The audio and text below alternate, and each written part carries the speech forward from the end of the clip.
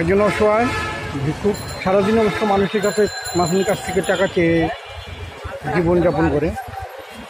ও খালা, মানে আপনার ছেলে মেয়ে নাই?